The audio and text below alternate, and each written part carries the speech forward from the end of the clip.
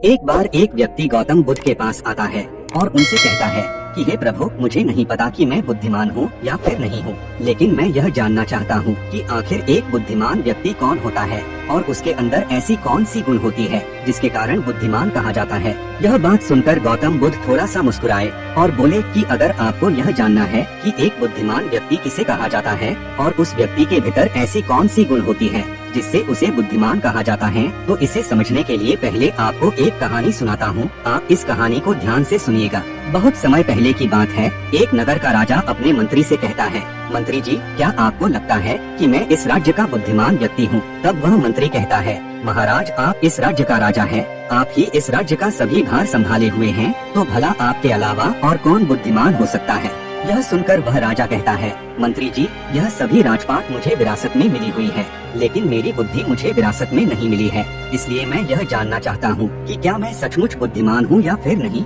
तब वह मंत्री कहता है, महाराज, यह कैसा सवाल है? आप इस राज्य का राजा हैं, तो आपके अलावा और कौन बुद्धिमान हो सकता है?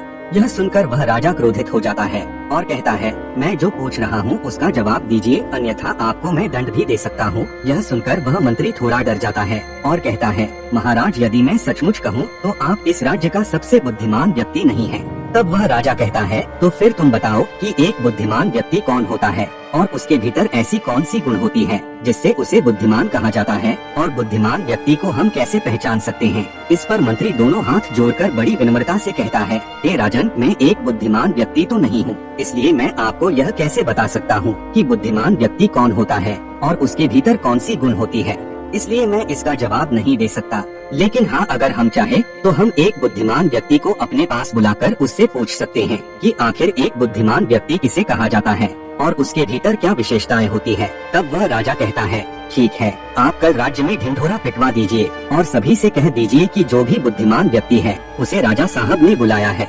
इस पर मंत्री राजा से कहता है, हे महाराज, एक बुद्धिमान व्यक्ति कभी भी अपने आप को बुद्धिमान नहीं कहता। यदि हमने ऐसा करने का प्रयत्न किया और हमने अपने राज्य में ढिंढोरा पिटवा दिया कि जो भी इस राज्य में बुद्धिमान है वह राजा से आकर मिले, तो राज्य का हर मूर्ख आपसे मिलना चाहेगा, क्योंकि हर एक मूर्ख व्यक्ति अपनी अज्ञानता के कारण अपने आप को सबसे बड़ा बुद्धिमान समझता है। इसलिए महाराज, यदि आप चाहते हैं कि आप सचमुच एक बुद्धिमान व्यक्ति से मिले, तो इसके लिए हमें कोई योजना बनानी पड़ेगी। यह सुनकर राजा मंत्री से कहते हैं, योजना? किस प्रकार की योजना बनानी होगी? इस पर मंत्री कहता है, कि महाराज, आप मुझे एक दिन का समय दीजिए, मैं आपको कल सुबह सही सही योजना के बारे में बताऊंगा। राजा कहते हैं, ठीक है, मैं तुम्हें एक दिन का समय देता हूँ और कल यहीं पर हमारी मुलाकात होगी। उसके बाद वह मंत्री अपने कक्ष में जाकर पूरा रात केवल यही विचार करता है कि आखिर वह कौन सी योजना बनाए जिससे इस राज्य का सबसे बुद्धिमान व्यक्ति राजा के पास आ जाए। वह मंत्री रात भर यही सोचता रहा।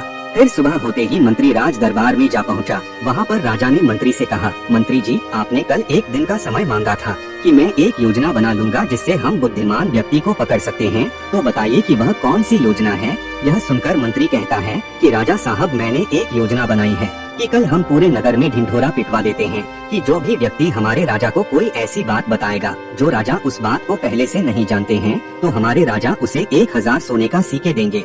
यह बात सुनकर राजा क्रोधित हो उठा और फिर बोला, आप कहना क्या चाहते हैं कि मैं अब कंगाल हो जाऊं? ऐसे तो कई सारी बात है जो मैं नहीं जानता हूँ, और जो व्यक्ति आकर उस बात को बताएगा तो क्या मैं उन सभी को 1000 सोने की सिखा दे दूं? इस तरह से हमारा राज्य का पूरा खजाना खत्म हो जाएगा। इस पर मंत्री कहता है, महाराज, आप क्रोधित क्यों हैं? इसका भी तरीका है। जब भी कोई व्यक्ति आपसे कोई बात बताएगा तो आप इतना कह देना कि यह बात तो मैं पहले से ही जानता हूँ, और यदि आप ऐसा कह देंगे तो 1000 सोने की सिक्के नहीं देनी पड़ेगी।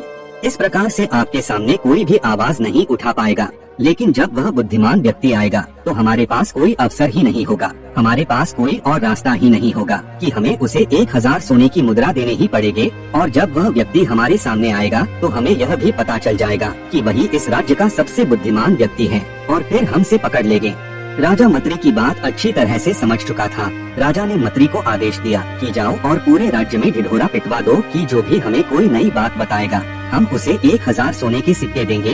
राजा की आदेश पर मंत्री ने पूरे राज्य में ये ढिंढोरा पिटवा दिया कि जो भी राजा को कोई नई बात बताएगा उसे राजा 1000 सोने की सिक्के देंगे।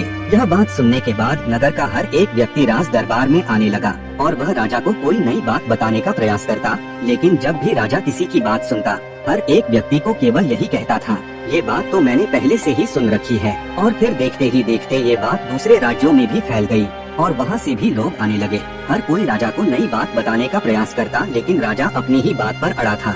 वह हर किसी के लिए केवल एक ही बात कहता कि यह बात तो मैंने पहले से ही सुन रखी है, कोई नई बात बताओ। और ऐसे ही करते करते कई दिन बीत गए। एक दिन की बात है, दूसरे राज्य का एक व्यक्ति उसी दरबार में आता है और राजा से कहता है कि मैंने सुना है कि आप 1000 सोने के सिक्के देंगे और इसके लिए आपको कोई नई बात बतानी पड़ेगी। राजा कहता है, आपने बिल्कुल सही सुना है, जो भी मेरे को नई बात बताएगा मैं उसे 1000 सोने की सिक्का दूंगा, लेकिन वह बात नया होना चाहिए जो मैंने आज तक नहीं सुनी है, नहीं तो मैं उसे कभी सोने की सिक्का नहीं दूंगा। यह बात सुनकर वह व्यक्ति कहता है, ठीक है, मैं आपको एक ऐसी बात बताऊंगा जो आपने कभी नहीं सुना होगा। और वह बात यह है कि मेरे दादा ने बताया था कि हमारे जो परदादा थे उन्हीं सबका यह राजपाट था, और शायद आपको इसके बारे में याद भी नहीं होगा। उन्होंने बताया था कि सबसे पहले इस राज्य का राजा भानु प्रताप थे, और जब आपके इस राज्य में अकाल पड़ा था और धन की कमी होने लगी थी, चारों तरफ भुखमरी घेर चुकी थी, पूरे राज्य में त्राही त्राही मची थी, लेकिन उस वक्त भी मेरे परदादा बहुत अमीर थे, उनके पास बेशुमार धन था। और तभी आपके परदादा जी मेरे परदादा जी के पास पहुँचे और उन्होंने मेरे परदादा जी से 1000 स्वर्ण मुद्राएं उधार ली थी। मेरे परदादा ये सभी बात दादाजी को बताया करते थे कि यदि उन्होंने वो 1000 स्वर्ण मुद्राएं हमें लौटा दी होती तो इस तरह से हम गरीब ना होते। यदि मेरे परदादा जी ने आपके परदादा की मदद ना की होती तो आज हमारे पास भी बेशुमार धन होता, हम भी अमीर होते हैं। जब मुझे पता चला कि आप कोई नई बात बताने पर 1000 स्वर्ण मुद्राएं दे रहे हैं, तो मैंने सोचा क्यों ना मैं भी चलकर आपको कोई नई बात बता दूं, जिससे मुझे 1000 स्वर्ण मुद्राएं मिल जाएं। उस व्यक्ति की यह बात सुनकर पूरा राज्य आश्चर्यचकित रह गया और सभी केवल राजा की ओर देख रहे थे। राजा का मंत्री भी यह बात सुनकर चौंक गया था और वह समझ गया था कि यही व्यक्ति सबसे ज्यादा बुद्धिमान है, क्योंकि अगर राजा कहते हैं कि मैं यह बात नहीं जानता हूँ तो भी उन्हें 1000 सोने के सिक्के देने पड़ते, और अगर कहते कि मैं यह बात जानता हूँ तो भी उन्हें 1000 सोने के सिक्के देने ही पड़ते। वह पूरी तरह से फंस चुके थे।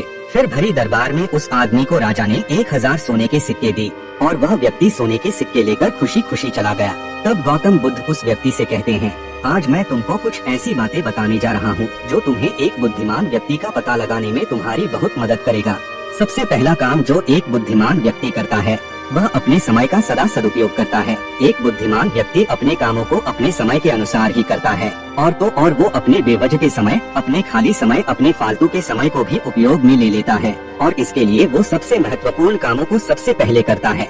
एक बुद्धिमान व्यक्ति अपने जीवन में समय को बहुत महत्व देते हैं। वे लोग इस बात को अच्छी तरह समझते हैं कि इस दुनिया में समय ही एक ऐसी चीज है जो सबसे निश्चित मात्रा में है और कभी भी और किसी भी तरीके से इसे बढ़ाया नहीं जा सकता। इसलिए वह हर काम की एक सूची बनाते हैं और उन्हें समय पर पूरा करते हैं। बुद्धिमान लोग की दूसरी आदत ये होती है कि वे कभी आलसी और अपने काम को टाल मटोल नहीं करते, क्योंकि वो जानते हैं कि एक व्यक्ति का सबसे बड़ा दुश्मन उसका आलस्य होता है। इसलिए वो आलस्य का कभी शिकार नहीं होते, बल्कि वो अपने काम को सही समय पर करने की आदत डालते हैं। वे जानते हैं कि ये आदतें इंसान को कभी आगे नहीं बढ़ने देती और वो अपने जीवन में कभी सफल नहीं हो पाते। गौतम बुद्ध आगे उस व्यक्ति से कहते हैं, एक बुद्धिमान व्यक्ति हमेशा दूसरों की तारीफ करता है। वह कभी भी किसी व्यक्ति का निंदा नहीं करता है। वह दूसरों के अंदर हमेशा अच्छाइयाँ ढूंढता रहता है। वह किसी का भी शिकायत नहीं करता है। इंसान तो गलतियों का पुतला होता है। इसलिए एक बुद्धिमान व्यक्ति अगर कोई गलती कर भी देता है तो उसे माफ कर देता है, क्योंकि बुद्धिमान वही है जो अपने या फिर किसी की गलतियों को माफ करके आगे बढ़ जाए। लेकिन बुद्धिमान व्यक्ति एक ही गलती को बार बार कभी नहीं दोहराता है, क्योंकि वो अपनी गलती को सुधार लेता है। परंतु दूसरी तरफ जो व्यक्ति मूर्ख है वो बार बार एक ही गलती दोहराता है और कभी भी अपनी गलतियों से सीखने का प्रयास नहीं करता। वह अपनी गलतियों को स्वीकार नहीं करता है, कभी आगे बढ़ने का प्रयास नहीं करता है। फिर गौतम बुद्ध उस व्यक्ति से कहते हैं कि एक बुद्धिमान व्यक्ति अपने जीवन में हमेशा सत्य की राह पर चलता है। उसे कोई भी झूठी या कपटी व्यक्ति अपने जाल में नहीं फंसा सकता। बुद्धिमान व्यक्ति कभी भी लोगों की भावनाओं में बहकर कोई गलत कार्य नहीं करते हैं। बुद्धिमान लोग इन सभी बातों का बहुत ध्यान रखते हैं। यदि आप भी बुद्धिमान बनना चाहते हैं तो आपको भी इन सभी बातों का ध्यान रखना होगा, तभी आप एक बुद्धिमान व्यक्ति बन सकते हैं। उस व्यक्ति को सारा प्रश्नों का जवाब मिल गया था। वह व्यक्ति गौतम बुद्ध को प्रणाम किया और वहाँ से खुशी खुशी चल दिया। तो दोस्तों, आपको यह कहानी कैसी लगी हमें कमेंट करके बताइए, और अगर आप हमारे चैनल पर नए हैं तो प्लीज चैनल को सब्सक्राइब कर लीजिए। मिलते हैं किसी और ज्ञानवर्धक वीडियो के साथ।